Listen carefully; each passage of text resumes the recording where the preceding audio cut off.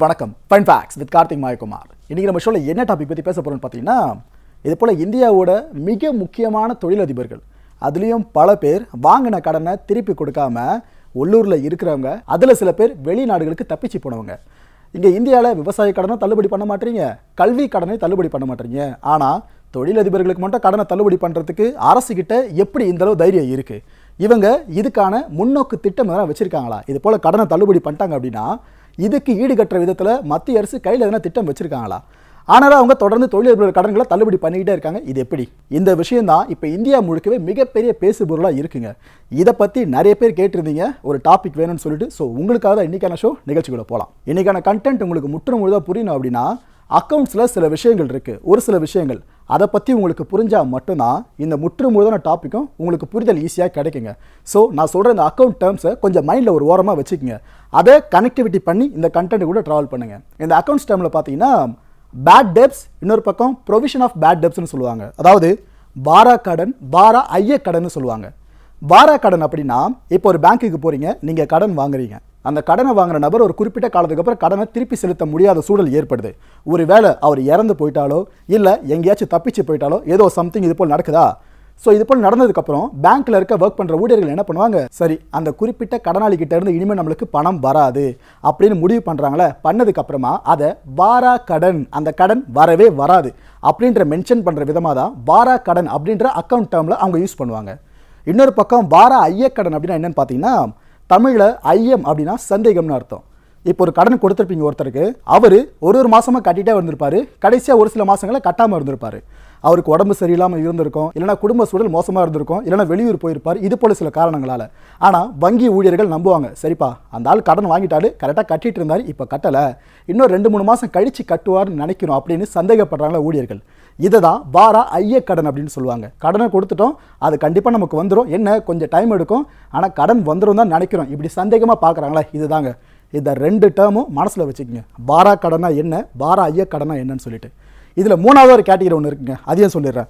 அதுதான் இந்த கண்டென்ட்டோட with, wilful defaulter அப்படின்னு சொல்லுவாங்க. வில்ஃபுல் டிஃபால்ட்டர் அப்படின்னா என்னென்னு பார்த்தீங்கன்னா, ஒரு நபர் ஒரு வங்கிக்கிட்டேருந்து கடன் வாங்கியிருப்பார். வாங்கின அந்த நபர்கிட்ட நிறைய சொத்து இருக்கும், பங்களா இருக்கும், தோட்டம் துறவு நிறையவே இருக்கும். இப்போ ஒரு 1000 கோடி ரூபாய் கடன் வாங்குறாருன்னா அவர்கிட்ட 3000 கோடி ரூபாய் அளவு வரைக்கும் சொத்துக்கள் இருக்கும். ஆனால் அந்த நபர் அந்த கடனை திருப்பி அடைக்காமல் இருப்பார். நம்ம விஜய் மல்லையா, இவர் அதுக்கு உதாரணமாக எடுத்துக்கலாம். ஸோ இது போல் இருக்காங்களே, சொத்து இருக்கும், அந்த கடனை அடைக்கிறதுக்கான சொத்து இருக்கும், ஆனால் அவங்க அடைக்காமல் இருப்பாங்க. இது போல் நபர்கள் எல்லாரையுமே வில்ஃபுல் டிஃபால்ட்டர் அப்படின்னு சொல்லுவாங்க இந்த அக்கௌண்ட்ஸ் டேர்ம்லங்க. இந்த 3 விஷயங்கள் புரிஞ்சிடுச்சா? ஒன்று வாரா கடன், இன்னொன்று வாரா ஐய கடன், மூணாவது வில்ஃபுல் டிஃபால்ட்டர். ஓகே, இப்போ கண்டென்ட்டுக்குள்ளே வாங்க. கடந்த மார்ச் மாதம் 16ஆம் தேதி நாடாளுமன்ற அலுவல்கள் வழக்கம் போல் நடந்துச்சுங்க. அந்த விவாதத்தில் ராகுல் காந்தி அவர்கள் கலந்துக்கிட்டார். அவர் என்ன கேட்டார்னா, இது போல் டாப் 50 வில்ஃபுல் டிஃபால்ட்டர் பட்டியலை மத்திய அரசு வெளியிடணும்னு சொல்கிறாரு. நான் முதல்ல சொன்ன பார்த்தீங்களா, சொத்து இருக்கும், அந்த கடனை அடைக்கிறதுக்கான சொத்து இருக்கும், ஆனால் அடைக்காமல் இருப்பான வில்ஃபுல் டிஃபால்ட்டர்ஸ். இந்தியாவோட மிகப்பெரிய வில்ஃபுல் டிஃபால்ட்டர்ஸோட பட்டியல் வேணும். கரெக்டாக அந்த டாப் 50 மொதல் 50 பேரோட பட்டியல் மட்டும் கொடுக்கணும் மத்திய அரசுன்னு சொல்லிட்டு பார்லிமெண்ட்டில் ராகுல் காந்தி அவர்கள் ஒரு கோரிக்கை முன் வச்சார். இதுக்கு வழக்கம் போல் ஆளும் தரப்பினர் எதிர்ப்பு தெரிவித்தாங்க. இவங்களும் காங்கிரஸ் தரப்பில் இருந்த எம்பிக்கள் அவங்களோட எதிர்ப்பையை முன் வச்சாங்க. நாங்கள் இது தானே கேட்குறோம், பெருசாலும் கேட்கலையே, காட்டுங்க அப்படின்னு சொல்லிட்டு அவங்க கடைசி வரைக்கும் இந்த பேச்சு போயிட்டு இருந்தது. கொஞ்சம் சமாளிஃபிகேஷனும் சுற்றி நடந்துகிட்டு இருந்துச்சுங்க. இந்த வீடியோ பார்த்தீங்கன்னா உங்களுக்கு ஒரு புரிதல் கிடைச்சிடும் ராகுல் காந்தி அவர்கள் என்ன கேள்வியை முன் வச்சிருந்தாருன்னு. मैंने पूछा था कि सबसे बड़े 50 विलफुल डिफॉल्टर्स हिंदुस्तान में कौन हैं? माननीय मंत्री जी, मुझे कोई जवाब नहीं दिया। मुझे घुमा फिरा के कुछ और बोला है, मगर जो 50 नाम हमने मांगे, जो प्रधानमंत्री जी कहते हैं, आप प्रश्न पूछो ना। नहीं थोड़ा बोलने तो दीजिए, आप मूल प्रश्न थोड़ा बोलने तो दीजिए, सेट तो करने दीजिए. ஓகே, வீடியோ பார்த்துட்டீங்களா? ஒரு புரிதல் லைட்டாக உங்களுக்கு இப்போ ஏற்பட்டிருக்காம். ஓகேங்க, இன்னும் ஃபர்தராக அப்படியே கண்டினியூ பண்ணுங்கள். இந்த ஸ்க்ரீனில் தெரியாதுல, இவர் பேர் என்ன அப்படின்னு பார்த்தீங்கன்னா சகத் கோகலே. இவர் ஒரு சமூக ஆர்வலர். இவர் என்ன பண்ணுறாரு, இது போல் ராகுல் காந்தி அவர்கள் ஏற்கனவே பார்லிமெண்ட்டில் கேட்டிருந்தார் டாப் 50 வில்ஃபுல் டிஃபால்ட்டர்ஸோட பட்டியலை, ஆனால் மத்திய அரசு கொடுக்கல, ஆனால் நான் விடுற மாதிரி இல்லைன்னு சொல்லிட்டு இந்த சகத் கோகலே அவர்கள் ரைட் டு இன்ஃபர்மேஷன் ஆக்ட், இதை கேள்விப்பட்டிருப்பீங்க, தகவல் அறியும் உரிமை சட்டம்னு சொல்லுவாங்க. அதாவது உங்களுக்கு ஒரு தகவல் தேவைப்படுது அரசுகிட்ட இருந்து அப்படின்னா எந்த ஒரு நபராக இருந்தாலும் அதுக்கு ஒரே ஒரு அடிப்படை தகுதி, நீங்கள் இந்திய குடிமகனாக இருக்கணும், அவ்வளோதாங்க. இப்போ வீடியோ பார்த்துட்டு இருக்கீங்களே, நீங்கள் கூட இந்த சட்டத்தை பிரயோகப்படுத்தலாம். நான் கூட பிரயோகப்படுத்தலாம். எனக்கு அரசுகிட்ட இருந்து தகவல் வேணும்னா இந்த ஆர்டிஐ ஆக்ட் தகவல் அறியும் உரிமை சட்டத்தை பயன்படுத்தி நான் தகவலை பெறலாம். எந்த துறைகிட்ட இருந்து நம்ம தகவலை எதிர்பார்க்குறோமோ அந்த துறை கண்டிப்பாக அந்த சிட்டிசனுக்கு அந்த தகவலை கொடுத்தே ஆகணும். இதைத்தான் அந்த சட்டம் சொல்லுதுங்க. இந்த ஆர்டிஏ ஆக்டை யூஸ் பண்ணி சகத் கோகலே அவர்கள் ராகுல் காந்தி முன் வச்சிருந்த அதே கோரிக்கையை இவரும் முன்வைக்கிறாரு. இந்த ஆர்டிஏ ஆக்டை யூஸ் பண்ணி சகத் அவர்கள் என்ன கேட்டார்னு பார்த்தீங்கன்னா, பிப்ரவரி 16ஆம் தேதி வரைக்கும் கடன் வாங்கி வேணும்னே திருப்பி செலுத்தாமல் இருக்க டாப் 50 நபர்களோட பட்டியல் வேணும்னு கேட்குறாருங்க. இது இந்த ஆர்டிஏ ஆக்டை யூஸ் பண்ணி. இதுக்கப்புறமா ரிசர்வ் பேங்க் ஆஃப் இந்தியா இவருக்கு பதில் கொடுத்தாங்க. அந்த பதில் கொடுக்கப்பட்ட ஆவணம் இருக்குது பார்த்தீங்களா, அந்த ஆவணத்தை இவர் தன்னோட ட்விட்டர் பேஜில் போஸ்ட் பண்ணிட்டாருங்க. இவர் ட்விட்டர் பேஜில் போஸ்ட் பண்ணதுக்கு அப்புறமா தான் இந்திய மக்களுக்கு தெரிய வருது, ஓ இப்படி ஒரு விஷயம் நடந்திருக்கா அப்படின்னு சொல்லிட்டு. இந்த தொழிலதிபர்களோட கடன் தள்ளுபடி செய்யப்பட்ட ஒரு விவகாரம் போயிட்டு இருக்கு. இந்த விஷயம் தாங்க. இந்த ட்விட்டர் எப்போ போஸ்ட் பண்ணுறாருன்னு பார்த்தீங்கன்னா கடந்த 28ஆம் தேதி போஸ்ட் பண்ணுறாருங்க. ஓகே, இந்த ரிசர்வ் பேங்க் ஆஃப் இந்தியாவோட விளக்கம்னு சொன்னோம் பார்த்தீங்களா, அது என்ன சொல்கிறாங்கன்னா, செப்டம்பர் 30ஆம் தேதி 2019 வரைக்கும் டெக்னிக்கல் ரைட் ஆஃப் முறையில், இதுக்கு ஒரு பெரிய எக்ஸ்ப்ளனேஷன் தேவைப்படும், அதை நான் போக சொல்கிறேன். இந்த டெக்னிக்கல் ரைட் ஆஃப்னா என்னன்னு சொல்லிட்டு, கிட்டத்தட்ட கடன் தள்ளுபடி, இதை மைண்டில் வச்சுக்கோங்க. டெக்னிக்கல் ரைட் ஆஃப்னா ஸோ செப்டம்பர் 30, 2019 வரைக்கும் டெக்னிக்கல் ரைட் ஆஃப் செய்யப்பட்ட 50 தொழிலதிபர்களோட பட்டியலை ரிசர்வ் பேங்க் ஆஃப் இந்தியா அந்த குறிப்பிட்ட விளக்கம் இருக்குல்ல அதில் கொடுத்துருந்தாங்க. மொதல் 50 நபர்கள் யார் யாருன்னு சொல்லிட்டு அந்த லிஸ்ட்டில் இருந்துச்சுங்க. அது மட்டும் இல்லைங்க, இந்த 50 வாராக்கடன்தாரர்களோட கிட்டத்தட்ட 68,607 கோடி ரூபாய் டெக்னிக்கல் ரைட் ஆஃப் முறையில் முற்றுமுழுதா அவங்களுக்கு தள்ளுபடி செய்யப்படுது அப்படின்ற விஷயத்தை மென்ஷன் பண்ணி கோகலே அவர்கள் அந்த ஆர்பிஐ ரிப்போர்ட்டை பப்ளிஷ் பண்ணியிருந்தாருங்க. ஆர்பிஐ சொல்லியிருக்கிறது நாங்கள் டெக்னிக்கல் ரைட் ஆஃப் பண்ணியிருக்கோன்னு சொல்கிறாங்க.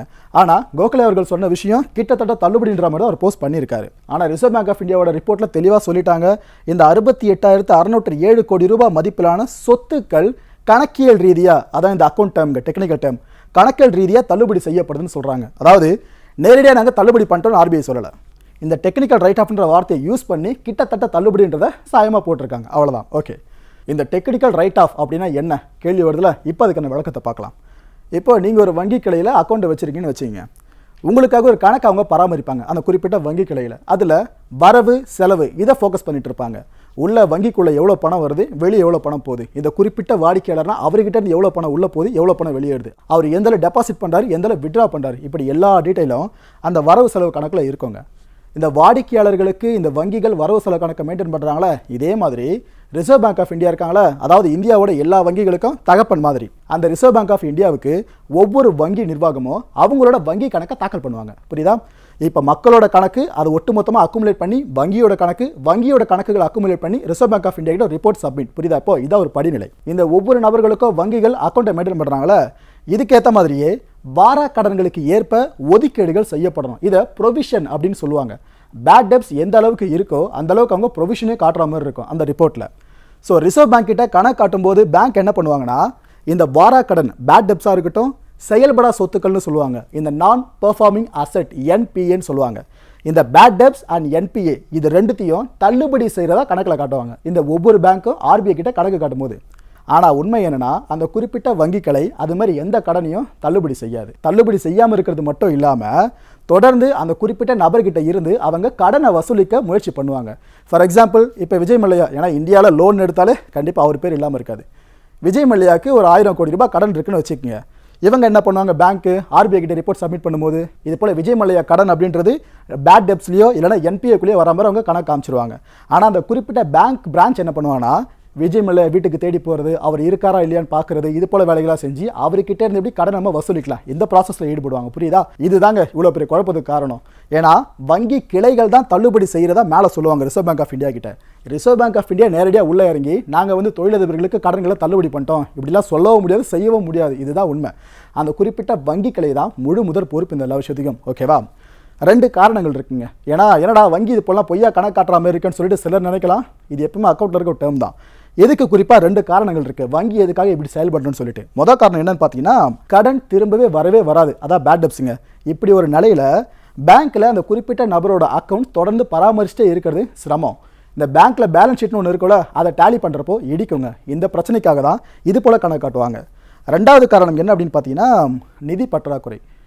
நிறைய வங்கிகள் சமீப காலமாக இந்தியாவில் நிதி பற்றாக்குறையால் தத்தளிச்சுக்கிட்டு இருக்கு. இதில் சமீப காலமாக தான் பீக் எவரை தொற்றுக்கு இந்த பேங்கிங் செக்டார் அப்படின்றது அடிவாங்க ஆரம்பிச்சுது. நிதி பற்றாக்குறையால் திணற சூழலில் வேறு வழியே இல்லாமல் பேங்க் இந்த வேலையை பார்ப்பாங்க. புரியுதா? இந்த 2 முக்கியமான காரணங்கள் இருக்குங்க. ஓகே, உதாரணத்துக்கு இப்போ நான் சொன்ன பார்த்தீங்களா ரைட் ஆஃப்னா என்னன்னு சொல்லிட்டு, இதுக்கு இன்னும் உங்களுக்கு புரிய வைக்கணும் அப்படின்னா தலைவரே எடுத்துங்க விஜய் மல்லையாவை. இப்போ பெங்களூரில் இருக்கிறவரோட சொத்துக்கள் இருக்குது பார்த்தீங்களா, இதை எல்லாத்தையும் மனுஷன் என்ன பண்ணார்னா அவரோட பையன் பேருக்கு மாற்றினார். ஏன்னா இவர் தான் கடன் வாங்கியிருக்காரு, அவங்க பையனுக்கு பிரச்சனை கிடையாது இல்லையா, அவங்க பையன் பேருக்கு சொத்துக்களை மாற்றுறாரு. அண்ட் அது மட்டும் இல்லை, அவருக்கு சொந்தமான நிறுவனத்தில் அவரோட ஸ்டேக் ஹோல்டர் இருக்குல்ல, இந்த பங்கு மதிப்பு இவருக்குன்னு சொல்லி ஷேர்ஸ் இருக்கும் பார்த்தீங்களா, அந்த ஷேர்ஸ் எல்லாத்தையும் ஆட்டோமேட்டிக்காக இவரே குறைச்சிப்பார். ஸோ இப்போ என்ன ஆகும், ஷேர் குறைஞ்சிருச்சு அப்படின்னா அந்த நிறுவனத்தில் யார் அதிகமான பங்குகளை வச்சுருக்காங்களோ அவங்க தான் உரிமையாளராக கருதப்படுவாங்க. ஸோ உரிமையாளர் இடத்துல இவர் இல்லை, உரிமையாளர் இடத்துல இவர் இல்லை அப்படின்னா அந்த நிறுவனம் இவருக்கு சொந்தம் இல்லைன்ற ஒரு நிலை வந்துடுதா. அப்புறம் எப்படி இவருக்கு கொடுத்த கடனுக்காக அந்த வங்கி நிர்வாகம் அந்த குறிப்பிட்ட நிறுவனத்தை கையகப்படுத்த முடியும்? சட்ட சிக்கல் ஏற்படுதா? இந்த வேலையும் மனுஷன் பார்த்தாரு. ஸோ இதனால தாங்க பேங்க் எவ்வளோதான் போராடினாலும் விஜய் மல்லையா விஷயத்தில் 100% வெற்றியே கிடைக்கல. ஆனாலும் மல்லையா கிட்ட இருந்து எப்படியாவது கடனை வசூலிக்கிற முயற்சியில் வங்கிகள் இப்போ வரைக்கும் ஈடுபட்டு தான் இருக்காங்க. இப்போ புரியுதா? கணக்கு காட்டினது அவங்க என்பிஏ அப்படின்னா பேட் டெப்ஸ்னு சொல்லி முடிச்சிருவாங்க இவர்த ரிசர்வ் பேங்க் கிட்ட போகும்போது. அதுக்கப்புறம் பேங்கோட பிரான்ச் என்ன பண்ணுவாங்க, இவர் வீட்டை தேடி போகிறது, இவர் மேலே கேஸ் கொடுக்கறது, இப்படி பல வேலையில் ஈடுபடுவாங்க. இதுதாங்க டெக்னிக்கல் ரைட் ஆஃப் அப்படின்றது. ஓகே, ஆக்சுவலாக அண்மையில் கூட பெரிய குழப்பம் இருந்துச்சு. இந்த ரைட் ஆஃபும் இந்த லோன் வெய்வும் ஒன்றா? கிட்டத்தட்ட தள்ளுபடி தானே இது, கடனே திருப்பி செலுத்த வேணாம் தானே அர்த்தம். இதுதானே இந்த ரைட் ஆஃபும் லோன் வெய்வும் சொல்கிறதுன்னு சிலர் சொல்லிக்கிட்டு இருந்தாங்க. அது ஆக்சுவலாக உண்மை கிடையாதுங்க. அதாவது இப்போ ரைட் ஆஃப் அப்படின்னா இவங்களால எதுவும் பண்ண முடியல பேங்க்குக்கு, சரிப்பா நீ எப்படின்னா போ அப்படின்னு ரிசர்வ் பேங்க்கிட்ட கணக்கு காமிச்சிருவாங்க. அதுக்கப்புறம் இவங்களா தேடி போய்ட்டு வங்கி நிர்வாகம் முயற்சி எடுத்து அதை வாங்கினா உண்டுங்க, இது ரைட் ஆஃபில் வந்துடும். இன்னொரு பக்கம் லோன் வெய்வ் அப்படின்றது கடனை தள்ளுபடி பண்ணுறது, அதுதான் டிஸ்கவுண்ட்டுக்கு உண்மையான டைம். நீ கடனே கட்ட வேணாம்னு சொல்கிறாங்களா, அதுதான் லோன் வெய்வ், இந்த டிஸ்கவுண்ட் பேஸில் வந்துடும். புரியுது அந்த வித்தியாசம்? ஓகே, மத்திய நிதியமைச்சர் நிர்மலா சீதாராமன் அவர்கள் இந்த விஷயத்தில் என்ன சொல்கிறாங்க, நம்ம அதை பற்றியும் பேசலாம். ஏன்னா ஒரு பக்கம் பார்த்துட்டோம், குற்றச்சாட்டுகள் அடிக்கிட்டே இருக்கக்கூடாது, ஆப்போசிட்டில் என்ன சொல்கிறாங்க அதையும் பார்த்துடலாம். நிர்மலா சீதாராமன் அவர்களோட ட்விட்டர் பேஜில் நிறைய பேர் கேள்வி கணக்கில் தொடுக்க ஆரம்பிச்சிட்டாங்க. என்னங்க இது போல நடக்குது, என்ன பண்ணுறீங்க, மத்திய அரசு இது போல் தொழிலதிபர்களுக்காக மட்டும் இயங்குதா, விவசாயிகள்லாம் பாவங்க, எஜுகேஷன் லோன் கிடைக்காம நிறைய பேரோட கஷ்டப்பட்டு இருக்காங்க, ஒரு பக்கம் மாணவர்கள் போய் விவசாயிகள்னு இவங்க கிட்ட கேள்வி கணக்கில் தொடுக்க ஆரம்பித்தாங்க. இவங்களும் கிட்டத்தட்ட 12 ட்வீட்டுக்கும் மேலே எல்லாருக்கும் ரிப்ளை கொடுத்துருக்காங்க மத்திய நிதியமைச்சர் நிர்மலா சீதாராமன் அவர்கள். அந்த ரிப்ளை இருக்குது பார்த்தீங்களா, அது எல்லாத்தையும் தொகுத்து தான் சாராம்சமாக உங்களுக்கு இப்போ கொடுக்குறேன். என்னென்ன சொல்லியிருக்காங்க அந்த ட்வீட் அப்படின்னு பார்த்தீங்கன்னா, இது டெக்னிக்கலான கடன் தள்ளுபடியை தவிர கடனை வசூலிக்கிற நடைமுறை கைவிடப்படாதுன்னு சொல்கிறாங்க. நான் முதல்ல சொன்ன பார்த்தீங்களா ரைட் ஆஃப்னா என்னன்னு சொல்லிட்டு, அதை தான் இவங்களும் சொல்கிறாங்க. இப்போதைக்கு சொல்லியிருக்காங்க அவ்வளோதான், ஆனால் கடனை வசூலிச்சிருவோம், இதைத்தான் அந்த விஷயம் குறிக்குதுன்னு சொல்கிறாங்க. காங்கிரஸ் கட்சியினர் மக்களை தவறாக வழி நடத்துகிறாங்கன்னு சொல்கிறாங்க. அது மட்டும் இல்லை, டெக்னிக்கல் ரீதியாக தரவுகளை பார்க்காம அதை கூட்டிட சூழலில் இருந்து பிரித்து பரபரப்பாக்கிட்டு வர வேலையை காங்கிரஸ் பண்ணிக்கிட்டு இருக்காங்க. 2009 to 2010, 2013 to 2014 இந்த காலகட்டங்களில் மட்டுமே ஷெட்யூல் கமர்ஷியல் வங்கிகள் கேட்டகரியில் இருக்க வங்கிகள் கிட்டத்தட்ட 1,45,226 கோடி ரூபாவை கடன் தள்ளுபடி செஞ்சாங்க. அப்போலாம் யாரும் இதை பெருசாக பேசலை, இப்போ பெருசாக பேசுகிறீங்கன்ற மாதிரி அந்த ட்வீட் அவங்க போஸ்ட் பண்ணியிருந்தாங்க. அது மட்டும் கிடையாதுங்க, வேண்டுமென்றே ஏமாற்றுபவர்கள் மீது பிரதமர் மோடி அரசு தான் நடவடிக்கை எடுத்துகிட்டு வருது. 9,967 கடன் மீட்பு வழக்குகள், 3,515 எஃப்ஐஆர்கள், சில சட்டங்களும் இப்போ அமலில் இருக்குது. இதை கொண்டு வந்தது எல்லாமே பிரதமர் மோடி ஆட்சி கீழே தான். நீரவ் மோடி, மெகுல் சோக்சி, மல்லையா கிட்ட இருந்து பறிமுதல் செய்யப்பட்ட சொத்துக்களோட மதிப்பு மட்டுமே ரூபாய் 18,332.7 கோடி ரூபான்னு சொல்கிறாங்க. ஓகே, அடுத்ததா இந்த பட்டியல் சொன்ன பார்த்தீங்களா, நிறைய பேர் ஆவலாக இருப்பீங்க, அந்த 50 பேர் பட்டியலில் யார் யாரெல்லாம் இடம் பிடிச்சிருக்கா, குறிப்பாக நம்மளால் இடம் பிடிச்சிருக்காரான்னு சொல்லிட்டு இருக்காருங்க. இந்த பட்டியலில் இவர் இல்லாமல் இருக்குமா?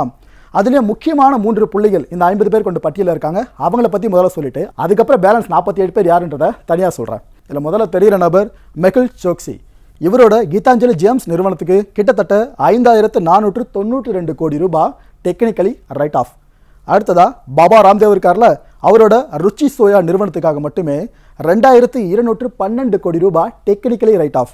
மூணாவதா விஜய் மல்லையாவை பொறுத்த வரைக்கும் அவரோட கிங்ஃபிஷர் ஏர்லைன் நிறுவனத்துக்காக 1,943 கோடி ரூபாய் தள்ளுபடி இல்லைங்க, டெக்னிக்கலி ரைட் ஆஃப். ஓகே, இப்போதாங்க இந்த மொத்த லிஸ்ட்டை நம்ம பார்க்க போகிறோம். அந்த பேலன்ஸ் 47 கம்பெனிகள் எது, அதோட உரிமையாளர்கள் இருக்காங்களே, உங்களுக்கு டைம் இருந்தால் இந்த நிறுவனங்களோட உரிமையாளர்கள் யாருன்றதை மக்கள் நீங்களே தேடி கண்டுபிடிச்சிக்கலாம். அது யார் யாருன்றதை இப்போ பார்க்கலாங்க. இந்த பட்டியலை டாப்லேருந்து லோ வரைக்கும் பார்த்தீங்கன்னா அதிகப்படியான ரிட்டர்ன் ஆஃப் எந்தெந்த நிறுவனங்களாக பண்ணப்பட்டுச்சு இது ஆர்டரில் இருக்குங்க. ஸோ அப்படியே பார்த்துட்டு வாங்க. இந்த பட்டியலே அதிகப்படியான ரிட்டர்ன் ஆஃப் பண்ணப்பட்ட நிறுவனம் பார்த்தீங்கன்னா நான் முதல்ல சொன்ன மாதிரி கீதாஞ்சலி ஜேம்ஸ் லிமிடெடுங்க, 5,492 கோடி ரூபாய். அடுத்ததாக REI, அதை ரெய்னு சொல்லுவாங்க, ரெய் அக்ரோ லிமிடெட், இதை பொறுத்த வரைக்கும் 4,314 கோடி ரூபாய். வின்சம் டைமண்ட்ஸ் அண்ட் ஜுவல்லரி லிமிடெடுக்கு 4076 கோடி ரூபாய், ரொட்டமேக் குளோபல் பிரைவேட் லிமிடெடுக்கு 2850 கோடி ரூபாய், குடோஸ் செமி லிமிடெடுக்கு 2326 கோடி ரூபாய், ருச்சி சோயா இண்டஸ்ட்ரீஸ் லிமிடெடுக்கு 2212 கோடி ரூபாய், ஜூம் டெவலப்பர்ஸ் பிரைவேட் லிமிடெடுக்கு 2012 கோடி ரூபாய், forever precious jewellery and diamonds private லிமிடெடுக்கு 1962 கோடி ரூபாய், கிங்ஃபிஷர் ஏர்லைன் லிமிடெடுக்கு 1943 கோடி ரூபாய், டெக்கன் கிரானிக்கல் ஹோல்டிங் லிமிடெடுக்கு 1915 கோடி ரூபாய், ஏபிஜி ஷிப்யார்ட் லிமிடெடுக்கு 1875 கோடி ரூபாய், டிரான்ஸ்டோரி இந்தியா லிமிடெடுக்கு 1790 கோடி ரூபாய், சூரிய விநாயக் இண்டஸ்ட்ரீஸ் லிமிடெடுக்கு 1783 கோடி ரூபாய், எஸ் குமார்ஸ் நேஷனல் வைட் லிமிடெடுக்கு 1581 கோடி ரூபாய், கிளி இந்தியா லிமிடெடுக்கு கிட்டத்தட்ட 1447 கோடி ரூபாய், விஎம்சி சிஸ்டம்ஸ் லிமிடெடுக்கு 1331 கோடி ரூபாய், சித்தி விநாயக் லாஜிஸ்டிக்ஸ் லிமிடெடுக்கு 1318 கோடி ரூபாய், குப்தா கோல் இந்தியா பிரைவேட் லிமிடெடுக்கு 1235 கோடி ரூபாய், சூர்யா பார்மட்டிக்கல் லிமிடெடுக்கு 1208 கோடி ரூபாய், நட்சத்திரா பிராண்ட்ஸ் லிமிடெடுக்கு 1109 கோடி ரூபாய், இந்தியன் டெக்னோமேக் கம்பெனி லிமிடெடுக்கு 1091 கோடி ரூபாய், ஜெயின் இன்ஃப்ரா ப்ராஜெக்ட்ஸ் லிமிடெடுக்கு 1073 கோடி ரூபாய், ஹனுங் டாய்ஸ் அண்ட் டெக்ஸ்டைல்ஸ் லிமிடெடுக்கு 1039 கோடி ரூபாய், கேஎஸ் ஆயில்ஸ் லிமிடெடுக்கு 1026 கோடி ரூபாய், நகோடா லிமிடெடுக்கு 1025 கோடி ரூபாய், கோஸ்டல் ப்ராஜெக்ட்ஸ் லிமிடெடுக்கு 984 கோடி ரூபாய், பரேக் அலுமினெக்ஸ் லிமிடெடுக்கு கிட்டத்தட்ட 975 கோடி ரூபாய், first leasing co of India லிமிடெடுக்கு கிட்டத்தட்ட 929 கோடி ரூபாய், Concast steel and power limited அது கூடவே ஸ்டெர்லிங் ஆயில் ரிசோர்சஸ் லிமிடெட் இந்த ரெண்டு நிறுவனங்களுக்கு தலா 888 கோடி ரூபாய், Sterling Biotech Limited and Action Ispat and Power Private Limited இந்த ரெண்டு நிறுவனங்களுக்கும் தலா 887 கோடி ரூபாய், டைமண்ட் பவர் இன்ஃப்ராஸ்ட்ரக்சர் லிமிடெடுக்கு 870 கோடி ரூபாய், சுரானா கார்பரேஷன் லிமிடெடுக்கு 855 கோடி ரூபாய், இந்து ப்ராஜெக்ட்ஸ் லிமிடெடுக்கு 835 கோடி ரூபாய், ஏஆர்எஸ்எஸ் இன்ஃப்ராஸ்ட்ரக்சர் ப்ராஜெக்ட்ஸ் லிமிடெடுக்கு 794 கோடி ரூபாய், Shri Ganesh jewellery housing India லிமிடெடுக்கு 774 கோடி ரூபாய், எலக்ட்ரோதர்ம் இந்தியா லிமிடெடுக்கு 768 கோடி ரூபாய், ஏபிசி கார்ட்ஸ்பின் பிரைவேட் லிமிடெடுக்கு 766 கோடி ரூபாய், வருண் இண்டஸ்ட்ரீஸ் லிமிடெடுக்கு 764 கோடி ரூபாய், ERA இன்ஃப்ரா என்ஜினியரிங் லிமிடெடுக்கு 738 கோடி ரூபாய், SEL டெக்ஸ்டைல்ஸ் லிமிடெடுக்கு 718 கோடி ரூபாய், ஸ்பான்கோ லிமிடெடுக்கு 705 கோடி ரூபாய், BS லிமிடெடுக்கு 701 கோடி ரூபாய், சாய் இன்ஃபோசிஸ்டம் இந்தியா லிமிடெடுக்கு 683 கோடி ரூபாய், ஜே பாலிகம் இந்தியா லிமிடெடுக்கு 677 கோடி ரூபாய், லோகா இஸ்பாட் லிமிடெடுக்கு 646 கோடி ரூபாய், JAS இன்ஃப்ராஸ்ட்ரக்சர் அண்ட் பவர் லிமிடெடுக்கு 630 கோடி ரூபாய், செஞ்சுரி கம்யூனிகேஷன் லிமிடெடுக்கு 607 கோடி ரூபாய் அண்ட் கடைசியா கெம்ராக் இண்டஸ்ட்ரீஸ் அண்ட் எக்ஸ்போர்ட்ஸ் லிமிடெடுக்கு 605 கோடி ரூபாய். ஆஸ் யூஷுவல் ஷோவோட முடிவில் என் மனசில் சில கேள்விகள் உதயமாகுது. இதுக்கான பதில்கள் உங்களுக்கு தெரிஞ்சிருந்தா கமெண்ட் லீவ் பண்ணுங்க, சேர்ந்து கான்செப்ட் பண்ணலாம். முதல் கேள்வி, தொழிலதிபர்களோட கடன்களை டெக்னிக்கல் ரைட் ஆஃப் செய்யும் போது ஏன் விவசாய கடனையும் கல்வி கடனையும் மட்டும் அதிக அளவில் டெக்னிக்கல் ரைட் ஆஃப் செய்ய முடியாமல் இருக்கு? கவர்மெண்ட்டுக்கு இதில் ஏதாவது பிரச்சனை இருக்கா? ஏன்னா ஒரு விஷயத்தை நம்ம கேள்வியாக முன்வைக்கிறோம் அப்படின்னா நமக்கு முதல்ல அறிவு ஏற்படணும். டெக்னிக்கல் டேர்மாவா இருக்கட்டும், அந்த குறிப்பிட்ட டாபிக் சார்ந்த அறிவு நமக்கும் ஏற்படணும். இது சம்பந்தமான எல்லா புரிதல்களும் மக்களுக்கு ஏற்பட்டிருக்கும்னு நினைக்கிறேன். ஸோ அதனால தான் இந்த முதல் கேள்வியை முன் வச்சிருக்கேன். இதில் என்ன டிஃபிகல்ட்டியாக கவர்மெண்ட் ஃபேஸ் பண்ண வேண்டியதாக இருக்குங்க. ஏன்னா இன்னொரு பெர்செப்ஷன் பார்க்கப்பட்டு இருக்கு. இப்போ கூட கொரோனா நிதிக்கு நிறைய பேர் பணம் கொடுத்தாங்க, கோடி கோடியாக கொடுத்தவங்க தொழிலதிபர்கள் மட்டும்தான். அவங்களுக்கு கடன் தள்ளுபடி பண்ணுறது இந்த டெக்னிக்கல் டைமில் சொன்னால் டெக்னிக்கல் ரைட் ஆஃப் பண்ணுறதுல என்ன தப்பு இருக்குது இப்படின்னு நிறைய பேர் பேசிக்கிட்டு இருக்காங்க. நம்ம ரெண்டு பெர்செப்ஷனே பார்க்கலாம். ஒரு பக்கம் குற்றச்சாட்டை மட்டும் சுமத்த வேணாம், டிஃபிகல்ட்டி கவர்மெண்ட் என்ன இருக்கும், மக்கள் நீங்கள் அதில் என்ன நினைக்கிறீங்க? ரெண்டாவது கேள்வி, இந்த விவகாரத்தில் எந்த கட்சியோட ஆட்சியில் பிழை இருக்கிறதா மக்கள் நீங்கள் நம்புறீங்க? ஏன்னா முதல்ல நிர்மலா சீதாராமன் அவர்கள் காங்கிரஸை பற்றி என்ன சொன்னாங்கன்னு பார்த்தோம். காங்கிரஸை சேர்ந்த ராகுல் காந்தி அவர்கள் என்ன பேசினார். ஸோ ரெண்டு பக்கம் நம்ம பெர்செப்ஷன்ஸை பார்த்தோம். மக்கள் நீங்கள் என்ன நினைக்கிறீங்க? இந்த விஷயத்தில் பிழையை விட்டது காங்கிரஸ் கட்சியாக இருக்குமா இல்லை பாஜக கட்சியாக இருக்குமா? ஏன்னா அவங்க ரெண்டு பேர் தான் தேசிய அளவில் மாறி மாறி ஆண்டுகிட்டு இருக்காங்க. ஸோ ஒரு பக்கம் தப்பு இருக்குன்னு மக்கள் நீங்கள் சொல்கிறதா இருந்தால் எந்த பக்கம்? மூணாவது கேள்வி, நிர்மலா சீதாராமனின் விளக்கத்தை மக்கள் நீங்கள் எப்படி பார்க்குறீங்க? இந்த மூன்று கேள்விகளுக்கு முன்னாடி உங்களோட பதில் என்ன எதிர்பார்த்து காத்துட்டு இருக்கேன். அடுத்த சொல்ல மீட் பண்ணலாம். நன்றி, வணக்கம்.